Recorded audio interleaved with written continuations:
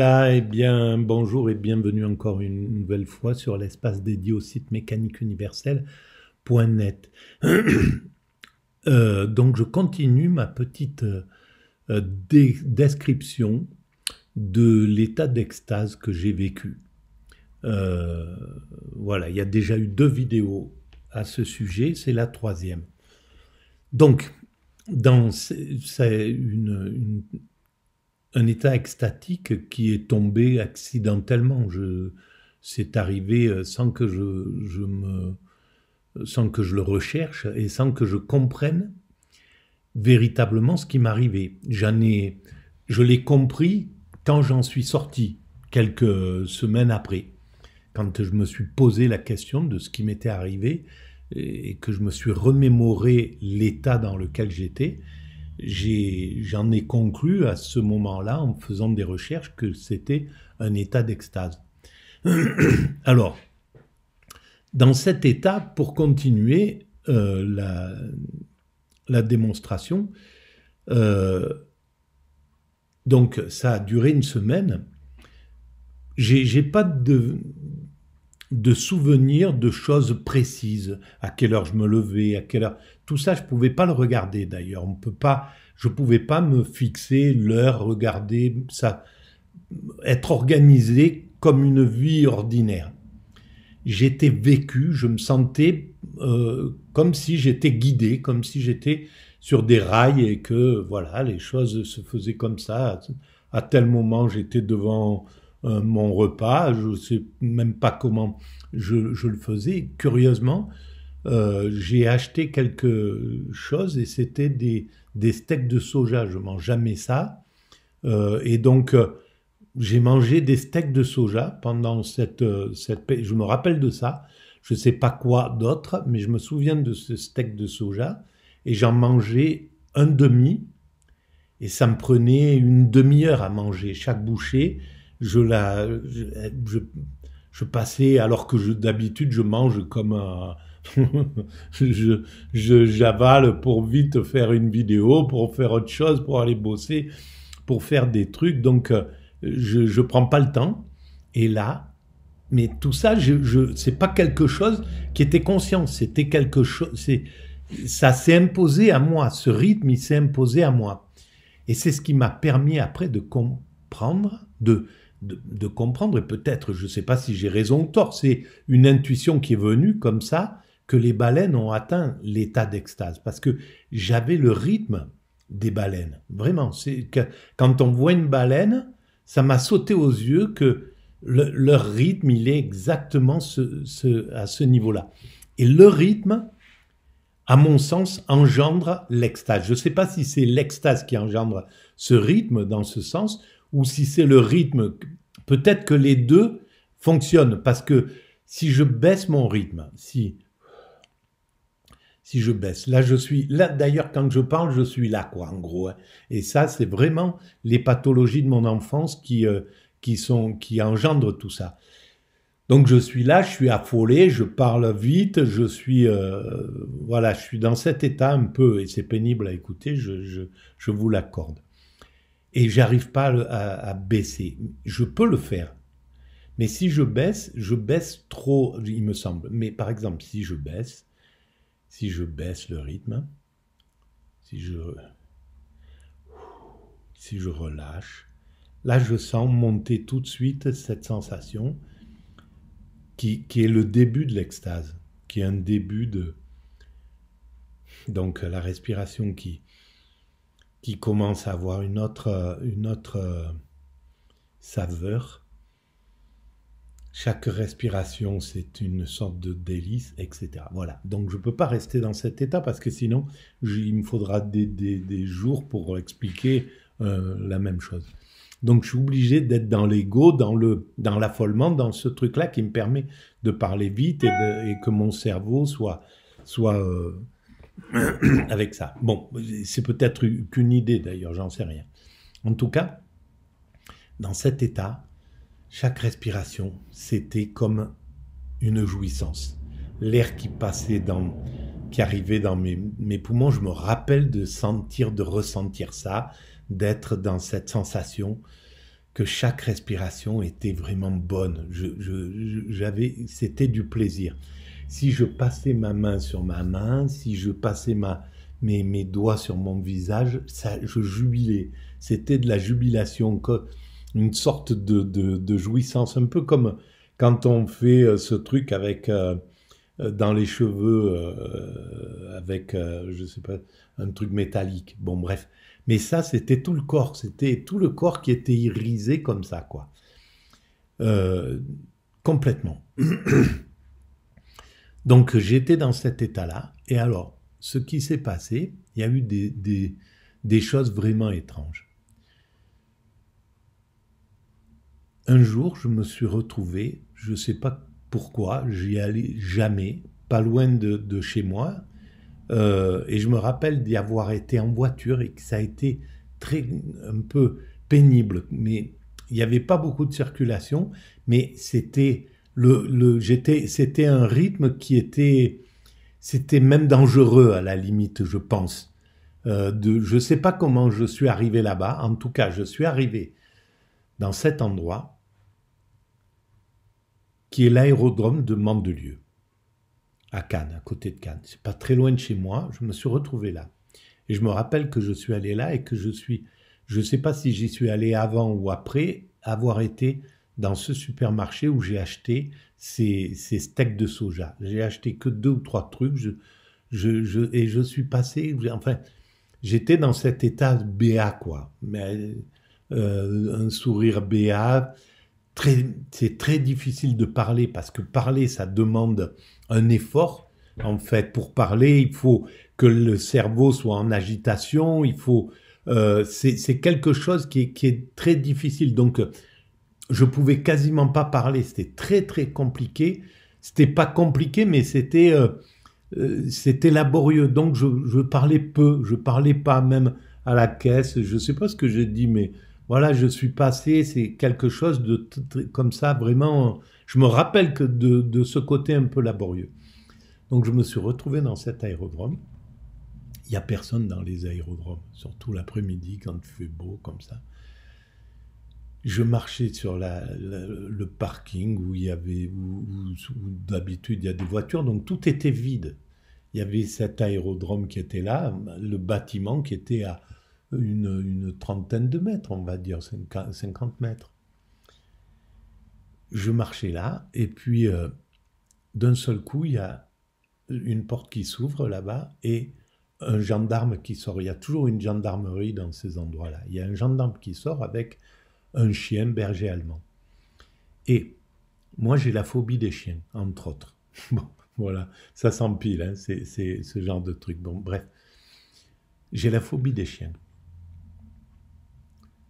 J'ai vu donc il était avec ce chien, je ne sais pas ce qu'il m'a dit de loin, quelque chose, et il a lâché le chien, et le chien a commencé à aboyer et à venir vers moi en aboyant. Et moi, j'étais vraiment plein d'amour. J'ai pas eu un instant de crainte. Et en fait, c'est tout simple, c'est que dans l'extase, on n'anticipe rien. C'est pour ça qu'il n'y a plus de peur de la mort, il n'y a plus de peur de rien, parce que la mort, il faut anticiper pour y penser. Elle est pas, quand on est en vie, on n'est pas mort, donc on n'est pas devant l'alternative de la mort. Donc, comme on peut plus se projeter, on peut plus y penser. Et là, je pouvais pas anticiper, ma tête, elle n'a pas anticipé, je peux être mordu. En fait, c'est ça qui fait la peur. Il peut m'arriver ça, on anticipe en fait. Et plus on a de l'imagination, comme moi, et plus les anticipations sont inouïes, quoi. Voilà. Donc des phobies et tout un tas de trucs et qui viennent que de ces anticipations. Et donc ce chien est arrivé, ce berger allemand, et j'ai ressenti un amour, mais encore plus considérable que pour tout le reste. Et je me suis approché avec les mains comme ça vers ce chien. Et il est resté là, il s'est assis, il s'est posé. Je ne sais pas si son maître lui a demandé quelque chose. Je l'ai regardé comme ça, on s'est regardé. Et il n'y avait que de l'amour, quoi, dans ce truc. Le gendarme est venu et il me dit « Qu'est-ce que vous faites là ?» Mais un peu comme ça.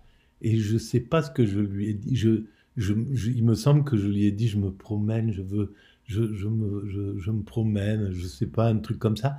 Il m'a regardé et il a changé complètement de physionomie et il m'a dit, ah oui, oui, oui, pas de problème, bien sûr, promenez-vous, etc. Et il est parti.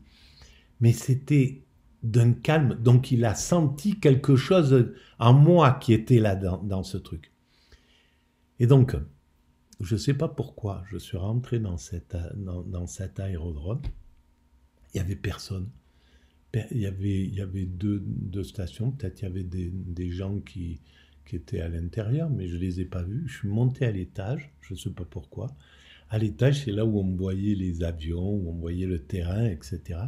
Et il y a des fauteuils, mais cossus, c'est un truc un peu luxe, c'est les gens qui ont des jets privés, qui partent de là, etc. Et j'étais là, il n'y avait personne, c'était le bar sans doute, mais c'était fermé.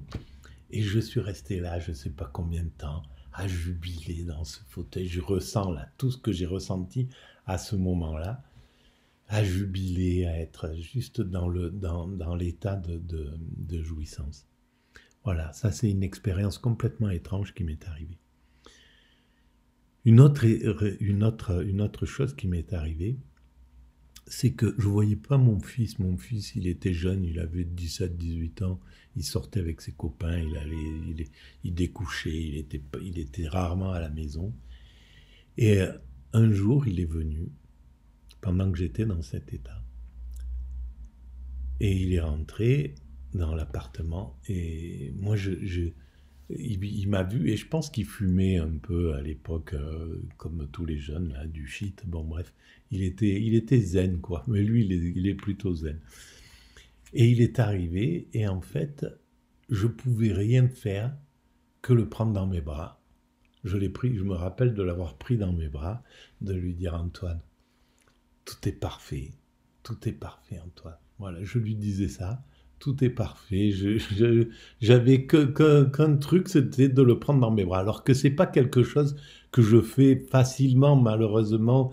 Justement, encore cette enfance traumatique m'a limité beaucoup dans les relations, dans le toucher, dans le corps, dans tout ça. Bon, bref. Et donc, et je me rappelle d'être comme ça et de le prendre dans mes bras et de lui dire tout est parfait, Antoine, tout est parfait. Et de lui caresser les joues et tout. Et il est resté comme ça, il me voyait, mais il n'y avait rien qui était complètement bizarre, quoi. C'était pas. Il m'a regardé un peu comme ça, et puis il est parti, il est reparti voir dans ces trucs. Bref, c'est un autre jour dans cette journée-là. La veille de sortir de cet état, mon fils est revenu. Et je lui ai dit, dans ma tête, j'allais partir.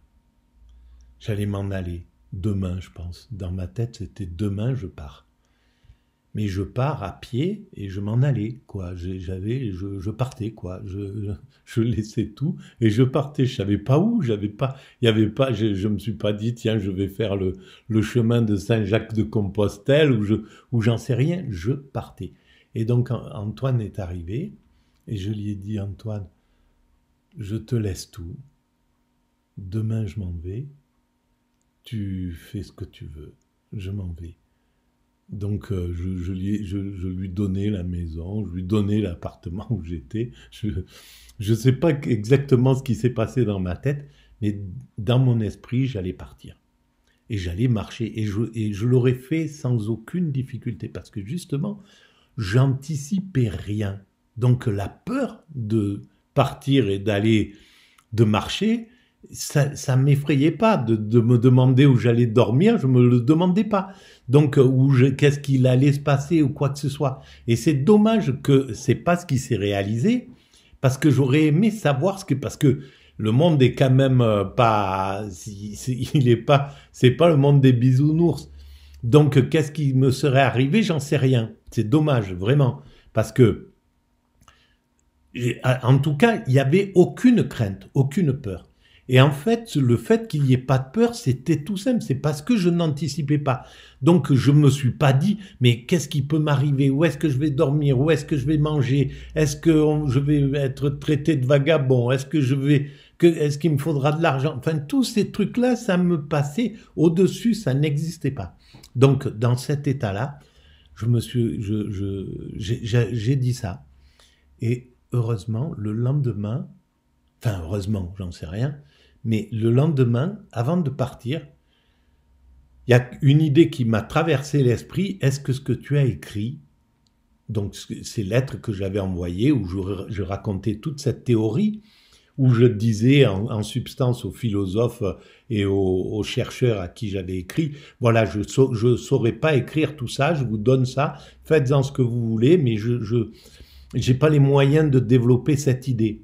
Et donc, et je me suis dit, est-ce que c'est lisible? Donc, je suis allé sur l'ordinateur. J'avais un ordinateur, c'était en 99, j'étais un des premiers à avoir un ordinateur. Je ne sais pas qui c'est qui m'avait donné ça.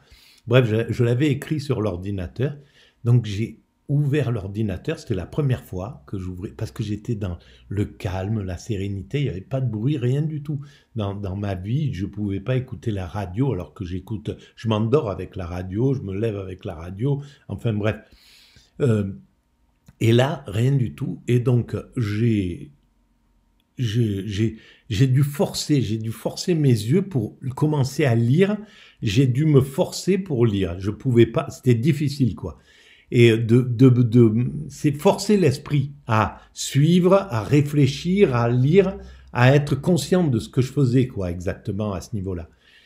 Et d'un seul coup, j'ai eu une bouffée de chaleur, une bouffée d'angoisse. Je parle de bouffée de chaleur, mais c'est des bouffées d'angoisse, en fait. J'ai eu une bouffée d'angoisse, mais limite, hein, petite. C'est pas une bouffée d'angoisse délire, ou j'en sais rien, ou un truc voilà, qui est vraiment dangereux pour certains et qui les pousse à des moments vraiment dramatiques. Ça n'a rien à voir avec ça. C'est une angoisse qui est montée comme ça, mais légère. Et j'ai vu que je me suis dit, mais c'est pas lisible ce truc, c'est illisible, qui va comprendre ça? Et je l'ai gardé, la base, cette base-là, j'ai tout le travail, toute l'historique de cette philosophie. Et donc dans ma tête, je suis sorti complet de cette extase. En l'espace de 5 minutes, j'étais plus dans cet état-là.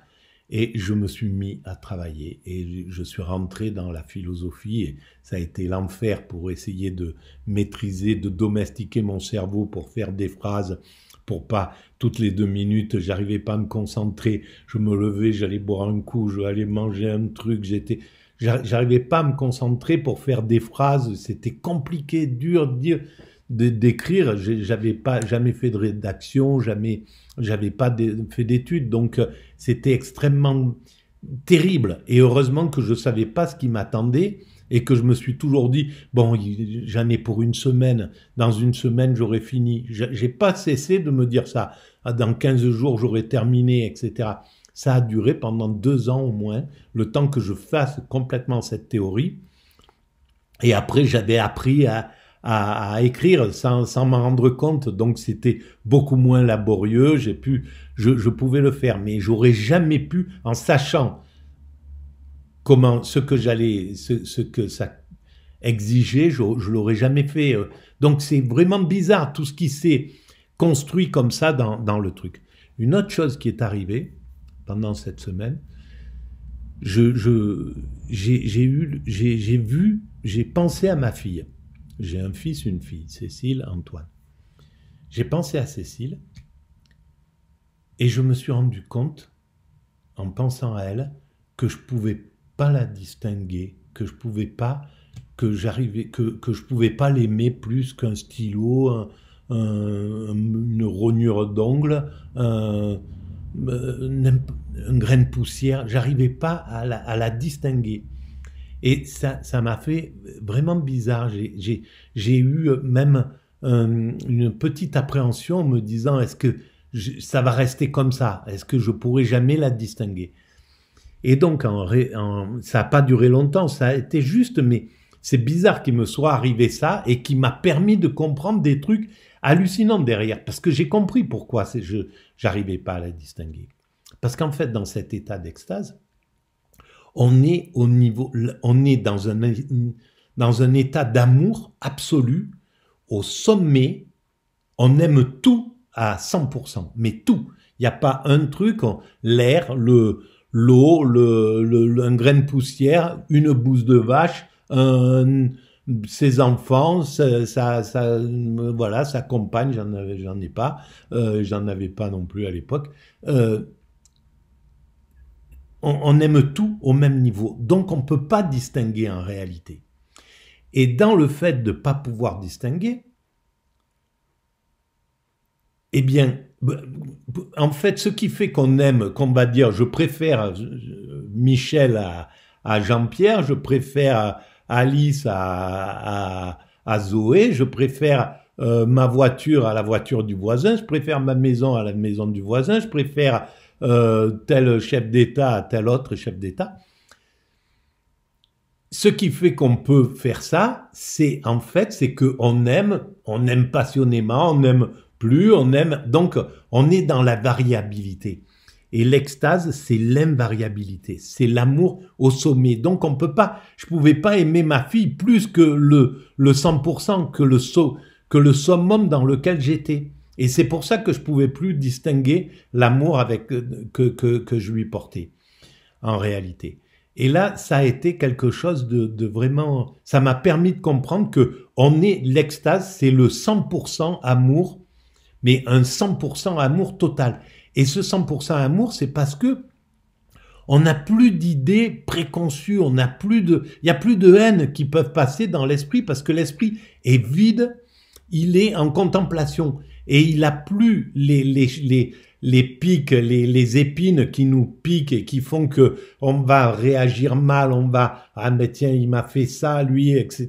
On va avoir de la jalousie, on va avoir ces petites choses humaines basiques qui font que on a des petites méchancetés, quoi, des petites trucs, etc. Et ben ça, comme il n'y a plus le passif de les pathologies venant de l'enfance, donc on est pur, on est complètement pur.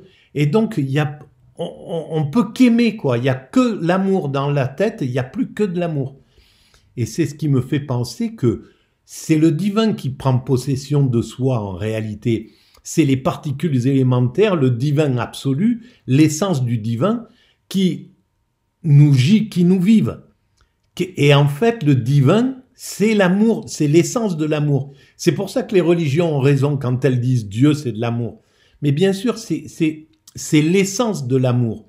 C'est le pétrole de l'amour. Je ne sais pas comment on peut dire ça, mais c'est l'origine, le truc originel qu'un être humain peut incarner. Nous, on est juste l'incarnation à ce moment-là du divin. Et c'est pour ça que les soufis disent « je suis Dieu » quand ils atteignent cet état d'extase. Ils disent, et c'est ce qui a fait qu'on les a chassés, que dans l'islam, ils ont été maltraités souvent, parce que les gens croyaient qu'ils blasphémaient en réalité. Mais en réalité, non. Ils avaient la sensation qu'ils étaient divins à ce moment-là.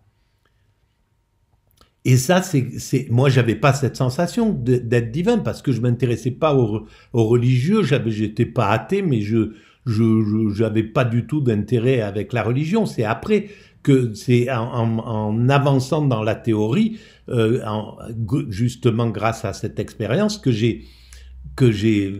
me suis intéressé au spirituel et j'ai dit mais oui, bon Dieu, alors ça veut dire que les religions, les intuitions religieuses, elles sont incroyables, elles sont géniales, quoi. Elles disent tout. Et donc ben oui, elles ont raison. Celui qui a écrit la Torah, la Bible, la Bhagavad Gita, ou Bouddha, eh ben, ça vient d'une expérience. Ça vient de quelque chose qu'ils ont expérimenté. Voilà. Alors, il m'est arrivé 2 ou 3 petites choses d'autres après, mais bon, là, c'est globalement, c'est c'est la base. Je vais arrêter là pour cette vidéo. J'en ferai peut-être une autre. Mais c'est celle-ci qui me semble la plus intéressante.